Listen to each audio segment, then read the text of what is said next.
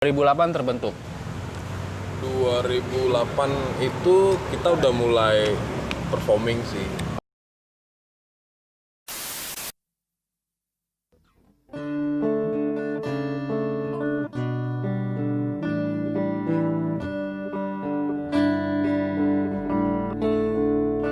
It was dark, street light threw shadows through the bar. I was late, first impression I failed to shake. You were stood a little bit shorter than I expected. I was sure I lose my cool, but somehow I can't.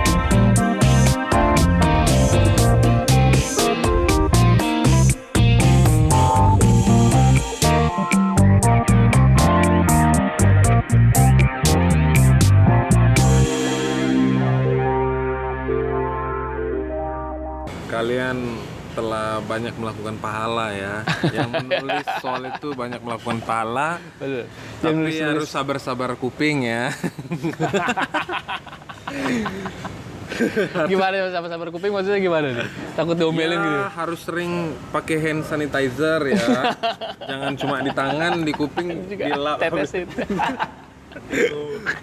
Biar ya itulah virus-virus bisikan ya, Bro. Black carpet, bro. Ini lucu juga kita ngobrol sama orang sama kawan-kawan black carpet, black carpet.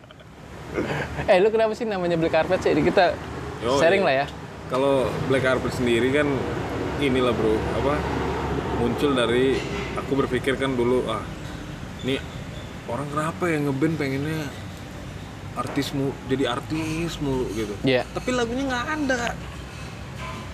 Karena udah ada TikTok. Kagak dari dulu, Oh, Bro. dari dulu.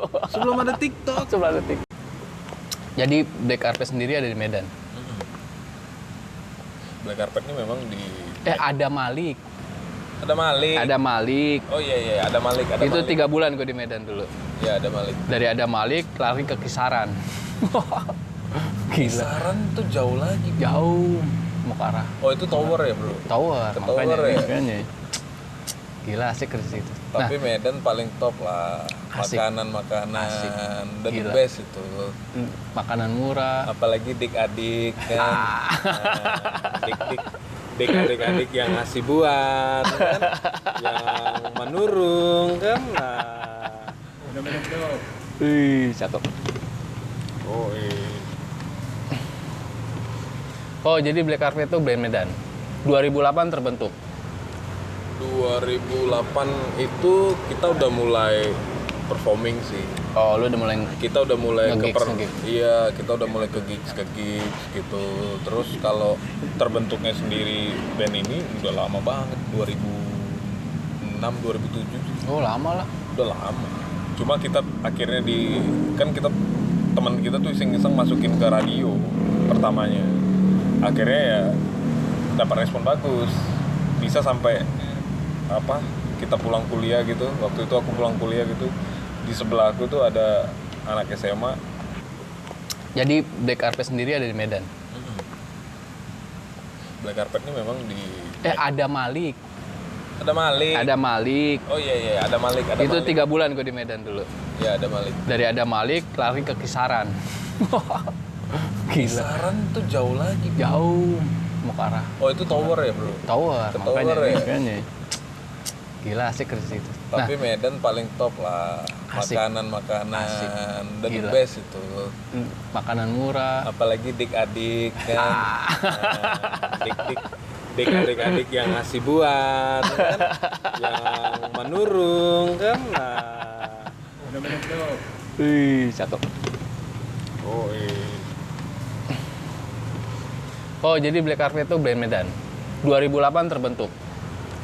2008 itu kita udah mulai performing sih. Oh, lu udah mulai Kita udah mulai Nge-gigs. Iya, kita udah mulai ke gigs gitu.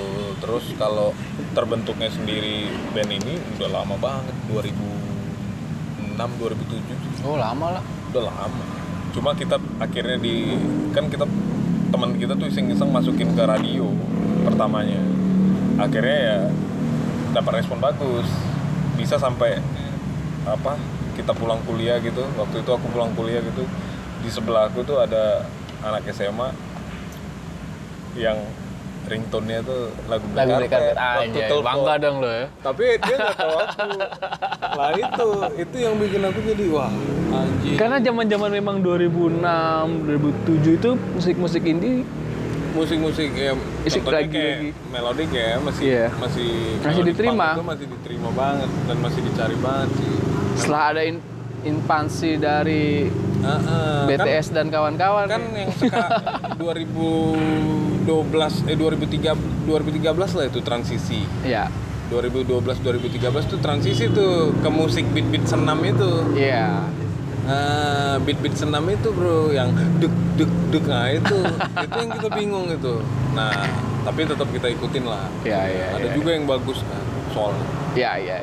Nah jadi makanya kita bikin si band ini repackage formasi, repackage dari segi lagu juga, aransemen, semua segala macam kita repackage. Jadi Keren. kita ya sama kayak peraturan PSBB nanti, new normal. Black Carpet ini yang kali ini. Nah, Terus ngeluarin single atau album nanti? kita sih masih prepare-nya tuh ke single sih. Tapi sama Naga asik ya.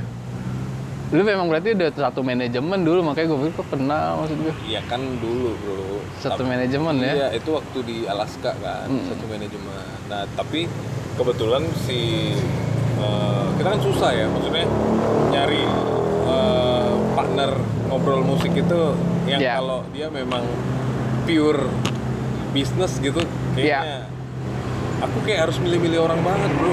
Wah gitu. Iya Pak. Kalau sama yang ini gimana deh? Ya kalau ini kelihatan ya. Kelihatan apa nih misalnya? Muka pengusaha ya. Tapi Kayaknya komersil.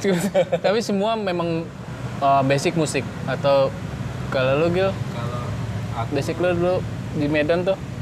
ya dulu aku main musik juga tapi jauh kayak dari lingkungan musik Bang Diran tuh jauh kali lah. Jadi aku dulu tuh ya main musiknya di lingkungan yang teman sebaya aku doang gitu. Aku belum kenal yang namanya underground tuh nggak ada. Cuma main musik ya apa yang aku buat doang gitu kan. Ya. Lebih kemana? Pop atau? Lebih ke ya alternatif pop gitulah. Alternatif pop ya, nggak jauh-jauh lah. Kalau kata orang sih flamboyan lah ya. Yang kalau sekarang sih kan flamboyan juga ada rame kan. Kalau sekarang ada banyak lah flamboyan. Dia lebih senang British ya. Ya dulu kena racunnya nggak jauh-jauh kalau di Medan ya. The Cure. Iya. Blur. Tapi itu keren tuh. Gue juga suka. Kalau lu Pi Gue bekas jaga studio sih. di mana? Jagakarsa. Di daerah Ragunan ya. Jadi ya sering ngeband sama siapa aja sih. Oh gitu. Nomaden lah ya. All genre. All genre ya. Dulu yang penting ngeband. Iya. Kalau lu sama? Tuh. Gue sih dari SD gue suka musik. Dari SD suka musik. Udah manggung-manggung kecil dah di acara-acara 17-an. Oh gitu. Tapi satu band lu berdua? Enggak. Lu kenal juga baru ini semua pada? Di 2000 Nongkrong aja gue dulu di Satu kampus. Lu kuliah di mana? di Unindra. Unindra. Oke. Situ ya, TB Simatupang ya. Oke. Tahu juga. Tahu. Anak LKN banyak tuh. Pokoknya nggak jauh-jauh Unindra. Terus yang di Pasar Minggu? Lenteng ya? Unas. Oh, Nas. Iya, nggak jauh-jauh deh tuh. Ada titipan saham ya. Wah, jadi akhirnya lu Iya. lu temuin nih kawan-kawan. Iya. Black Carpet. Nah, Keren sih. konsepnya sih memang kalau aku memang kan dari dulu memang bukan mau kejar si vape-nya ini sih. Aku lebih kejar ke kualitas dulu. Makanya kita bikin kayak channel-channel ini juga kan. Betul. Sebenarnya nih kita bikin galeri. Iya. Galeri bagaimana kita menghidupkan sebuah karya lagi gitu. Iya. Daripada nama besar Iya. kita masing-masing gitu. karena sekarang ini kan dunia, apalagi kita kantam dengan ini kan apa, sedikit-sedikit komersil, kita kan kantam dengan itu gitu. Iya. Jadinya aku berpikir untuk gimana sih kita untuk seperti mereka yang udah untuk lebih berbuat yang kualitas lah gitu ya. Iya. Lebih ngejar kualitas dulu gitu. Dan yang kita puas dulu gitu. Karena kan fame itu ya blessing lah bro. Betul. Blessing lah, itu kan. Lu udah nonton ini belum? Udah, gue yakin udah lah. Apa itu bro? Bohemian Rhapsody. Dia ngeluarin satu album, itu harus nyamain soulnya dulu ke gunung, ya kan? Atau kemana gitu kan? Emang nyamain soul itu yang susah. Parah bro. Musik Nyamain ini, soul itu tuh yang. musik itu pun punya literasi bro. Ya, betul. Iya kan? Terus lu komposer ya? Iya, jadi kayak musik itu kan udah ada literasinya dan bagaimana kita membentuk band itu pun ada literasinya seharusnya. Ya. Tapi nggak ada sekolahnya kan bro, bagaimana membentuk band. Yang ada cuma bagaimana cara bermain musik. Bermain musik. Karena nggak ada sekolahnya. Iya. Bagaimana caranya membentuk band. Nah ini yang kadang aku lihatnya di sini kita ketertinggalannya dengan musisi-musisi luar ya. Contoh kayak Slipknot, band underground itu, atau Lamb of God. Iya. Apalagi banyak band-band rock di luar sana itu bisa nginjak TV komersil loh. Iya. Nah kenapa? Karena edukasi mereka tanpa ada sekolah bagaimana cara membentuk band tadi itu, tanpa ada literasi bagaimana cara membentuk band itu tuh Iya. nggak perlu harus ada sekolah. Tapi kalau di Indonesia aku rasa perlu. Indonesia Untuk perlu. Kalau di luar nggak? Kenapa? Karena mereka tuh rasa ingin taunya bagus banget bro. Satu totalitas. Totalitasnya bagus banget. Gila, Nah kalau di totalitas. sini kan kita sekarang, saya aja kan kemarin itu bro, aku itu bicara di acara podcastnya teman di Medan ya, untuk gara-gara pandemi corona ini kan, dia minta saran bagaimana caranya untuk keluar dari krisis ekonomi lah. Oke. Sebagai as a musician. Iya. Aku langsung bilang, Ah, ya musisi sekarang nggak ada cerita, banting setir. yes. Betul. Musisi sekarang Agree harus, gua. musisi sekarang itu ya harus dua profesi gitu. Iya. Karena kita udah bukan di satu media lagi gitu. TV, kita bukan di satu media lagi. Kita ini udah dipecah. Banyak. Jadi come on lah, maksudnya ya musisi-musisi teman-teman yang punya mimpi untuk membuat lagu yang bagus, karya-karya yang bagus, rasaku ya memang harus survive di banting setir tadi. Kalau bisa setirnya tuh dipatahin. Gitu. Iya. Bro, karena udah nggak ada solusi gitu. Tapi itu sih bener ya, Kak. Kawan-kawan Kreca itu bener. Jadi gue sih pernah dapat satu masukan juga gitu kan. Ini dari abang-abangan gue dulu. Jadi lu nggak cuma harus satu bidang gitu kan. Saat lu punya bidang yang bisa lu pelajarin, ya lu pelajarin gitu saat lu ada waktu. Jadi Ke ini ya, LGN ya. boleh? Ini pertanyaan dia menarik tuh, yang riset dibawa kemana tadi. Gue pengen jelasin bahwa kawan-kawan kita ada juga di Amerika udah punya. Jadi tadi kan risetnya itu kan katanya kan Gil, biar dengeran, Gil. terhentinya karena dari BNN-nya. Jadi Ya. dari LGN-nya sudah bahasanya permit lah ya, Ya. ke Menkes. Dikasih permit. Ya. Tapi objeknya harus minta dari BNN. Tidak boleh cari sendiri. Ya. Tapi saat diminta, BNN tidak memberikan. Ya. Oke, itu di dalam Indonesia. Ya. Bagaimana jika ini ada komunitas nih dari Indonesia, karena nggak boleh di sini, mendapatkan objeknya pun susah, mereka berangkat keluar. Ya. Yang ada legalitas. Iya, Ya. di negara yang Ya. melegalkan itu. Terus? Mereka riset dan mempunyai hasil yang signifikan gitu, Ya. membuktikan bahwa ganja ini Benar Benar. adanya Benar, untuk obat. medis. untuk pengobatan Iya. dan bahkan juga untuk yang lainnya, misalnya Ya. baju apa segala macam, ini benar-benar bisa dimanfaatkan sebaik-baiknya dan hasilnya mereka bawa ke Indonesia. Ya. Apakah ada teman-teman kita yang sudah melakukan hal seperti itu gitu? Kalau untuk riset keluar kalau kita ngomongin bisa atau enggaknya, itu bisa. Kita melakukan riset keluar gitu. Misalnya kita riset ke taruhlah 2014 saat itu ya. Kita ngomongin misalnya kita nih sambil berandai-andai flashback PTP yang throwback lah, PTP yang dikatakan ragil gitu kan. Kenapa nggak di negara lain gitu kan? Bisa kita riset di negara lain, tapi nggak bisa dibawa ke Indonesia. Hasil riset itu nggak bisa, karena hak cipta itu ada di negara mereka lain yang kita riset. Jadi yang kita kejar juga justru di sini. Harus di sini biar hak cipta dan hak riset. Itu kan hak cipta dan hak riset itu kan Mahal. Benar. orang mau menciptakan satu obat itu bisa berpuluh-puluh tahun. Bisa ngeluarin obat Paramek. Kenapa obat? Ya kita sebut merek dah tuh ya. Iya. Sebut obat sakit kepala gitu. Obat sakit kepala, dia mau ngeluarin satu produknya itu harus dites dulu. Ke binatang, ke manusia. Dari manusia itu bisa butuh waktu lama, 5 tahun lah gitu kan. Dari waktu 5 tahun itu, setelah diriset, diajuin lah ke badan POMG lah misalnya gitu kan. Nah itu juga butuh berapa puluh tahun lagi untuk diriset lagi sampai POMG. Seperti itu, mungkin bisa butuh waktu 20 tahun, 15 sampai 20 tahun untuk mengeluarkan satu produk, untuk mendapatkan izin. Itu obat-obatan ya. Birokrasinya harus seperti itu. Apalagi ganja yang ada hukumnya, ya kan? Hukumnya dia masukin golongan narkotika, golongan Nomor 1. Iya. Nah, menariknya lagi, ternyata ada orang Indonesia punya perusahaan namanya Bioscience. Iya. SBS atau apa? Pokoknya Bioscience lah. Terakhir ada 3 kata. Oke. Gue ingetnya Bioscience belakang itu. Dia punya perusahaan Namanya di Michigan. tau nggak? Nama yang punya? Nama yang punya. Nggak Itu tahu. ada di webnya LGN.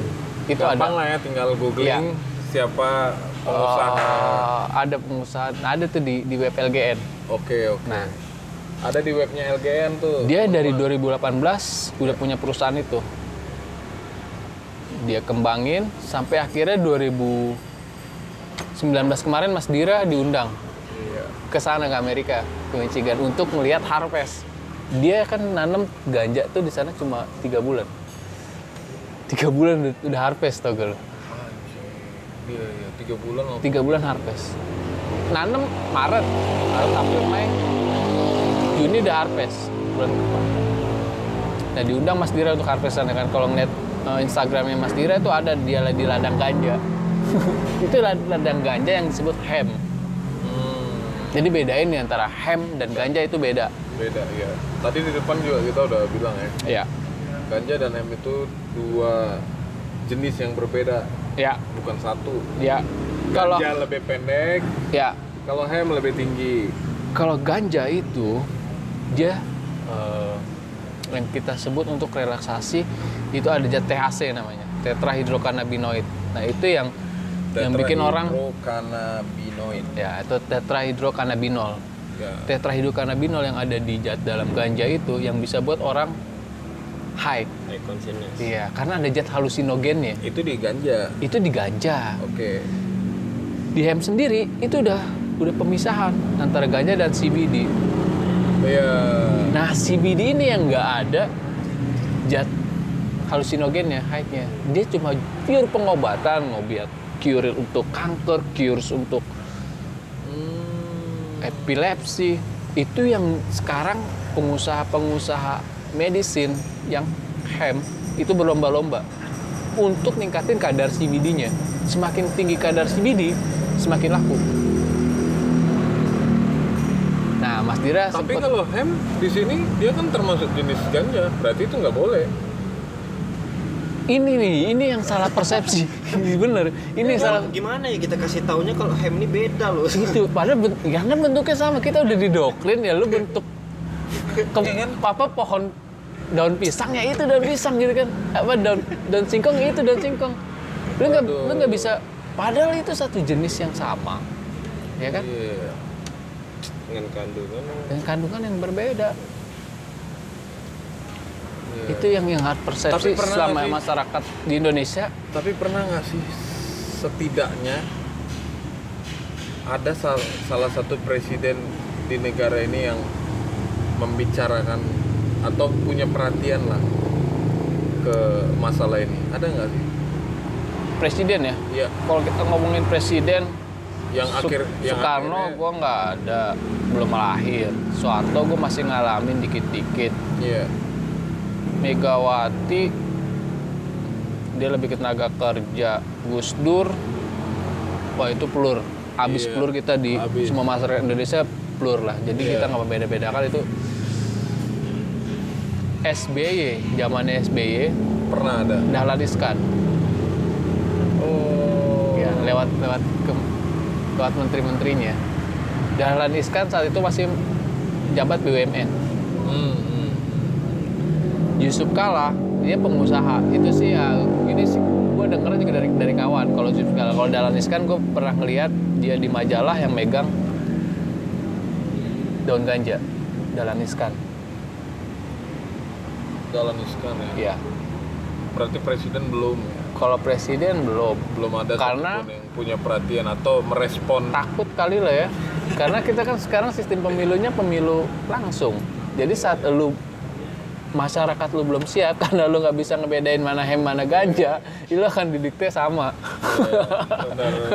Tapi pernah nggak sih ada dari golongan-golongan agama gitu yang maksudnya sering lu nggak boleh begini bro di LGN misalnya, lu nggak boleh gini nih, misalnya dari agama-agama tertentu gitu, misalnya dia Kristen. Nggak ada sih, Nggak ada ya. nggak ada.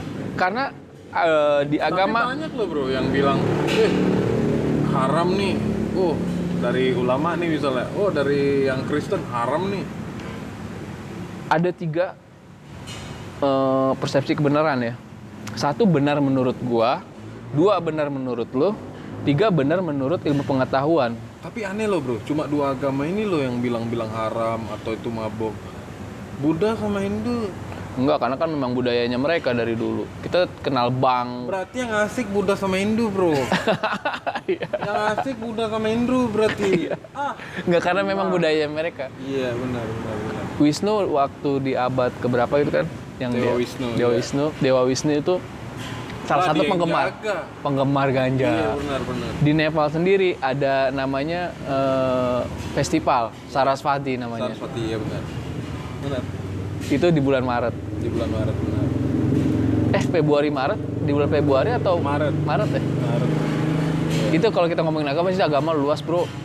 Gua Iya. kadang kalau ngomongin agama karena Tapi kadang itu bro, gerem bro, lihat apa iya sih. ulama-ulama. Cuma 2 agama ini bro yang nggak asik bro. Tapi sekarang kita ngelihat banyak, kita kan ngeliat tokoh tuh dari masa. Lu ngeliat seorang tokoh pasti dari masa. Iya. Masa misalnya kita ngomongin